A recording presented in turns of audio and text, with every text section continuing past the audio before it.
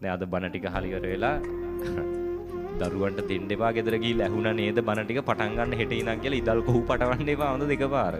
ඒවයි ක්‍රමයක් තියෙනවා පිළිවෙලක් මේ ඒ දරුවන්ට පුළුවන් ප්‍රමාණයට. දැන් හිතන්න මෙහෙම කතරගම යනවා පෙරහැර බලන්න. අපි මේක කියලා අවසන් කරමු. මේ මොන කතරගම යනවා පෙරහැර බලන්න. පෙරහැර බලන්න යද්දී පේනවා පෙරහැරේ ඉන්නවා හරි ලස්සනට අලියැත්තු නට එනවා පේනවා. අපිට හිතෙනවා මටත් ඕනේ අලියෙක්. හරිද? එහෙම කියලා හිතලා බලනවා අලියෙක් ගන්න නම් මොනවද තියෙන්න ඕනේ? මොනවද තියෙන්න ඕනේ? හෙන්ඩුවක් තියෙන්න ඕනේ. අනිත් එක අලිය ගැට ගහන්නේ මොකෙන්ද? දන්වැල් ටිකක් තියෙන්න ඕනේ. එන ගමන් කතරගම පෙරහැර බලලා එන ගමන් කඩේකින් ගන්නවා හොඳ තැනක් හොයලා බලලා හොඳ හෙන්ඩුවකුයි හොඳ ලොකු දන්වැල් ටිකකුයි ගන්නවා. අරගෙන එනවා. දන්වැලුත් හරි හෙන්ඩුවත් හරි මොකද්ද මදි? අලියා විතරයි මදි දැන්නේ.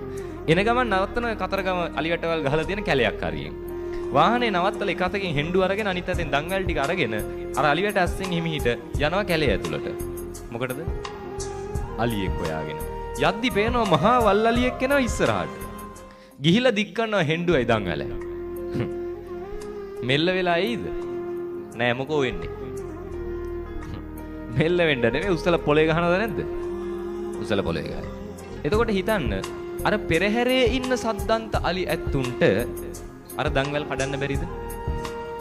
ඒ පොල් ගස් ගලවන අලි ඇතුන්ට ඕම මොනවදනේ? දන්වැල් කඩන්න බැරිද? පුළුවන්. හෙන්ඩුවට බය වෙන්න ඕනේද? ඇයි ඒ? එහෙනම් ඇයි ඒ අලි ඇත්තු හෙන්ඩුවට දන්වැලට මෙල්ල වෙලා ඉන්නේ? මොකද හේතුව?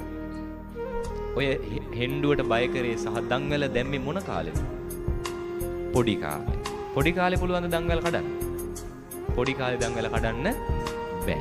පොඩි කාලේ හෙන්ඩුවට බය වුණා නිසා ලොකු වෙනකොටත් හිතන් හිටියා තාමත් ඒකට බයයි කියන එක. මේ දරුවෝ උනත් එහෙමයි. මේ අපි ඉදලා කොස්ස පුරුදු කරන එක, ඒ හැමදේම පුරුදු කරන එක මොන කාලේ නම් වෙන්න ඕනේද? ඒක පොඩි කාලේ නම් පුරුදු කරන්න. අවුරුදු 15 20 වෙච්ච ගමන් අපේ අම්මලා තාත්තා එතකොට තමයි හැන්ද කොස්ස ඉදලව මතක් වෙන්නේ. යන උසගෙන ඉදලා කොස්ස හැන්ද දරුවෝ ඉස්සරහටනේ අවුරුදු 20න් 25න්. ඊට වැඩිය හොඳයි හෙන්ඩුවේ දන්වැල අරගෙන කැලේකට යන වල්ලලියෙක් නඟදන්නේ. දෙකේ වෙනසක් නැහැ. නිසා පොඩි කාලේ ඉඳන් මහා ලොකුවට අමාරුවට නෙවෙයි දරුවන්ට තමන්ගේ වැඩ ටික හරි කරගන්න පුරුදු කරන්න. ගෙදර සම්පූර්ණ මිදුල නෙවෙයි පොඩි කොටසක් බාර දෙන්න පුතේ මේ ටික ඔයාගේ. ඔයා මේ ටික පිළිවෙලට තියාගන්න මේ ටික අතුපතු ගාගන්න. එහෙමනේ හැමදේම පුරුදු කරන්න. හෙට අම්මා තාත්තා නැති වුණත් මේ දරුවන්ට තනියෙන් ජීවත් වෙන්න පුළුවන් විදිහට එයාලගේ අනාගතය හදන්න. හරි.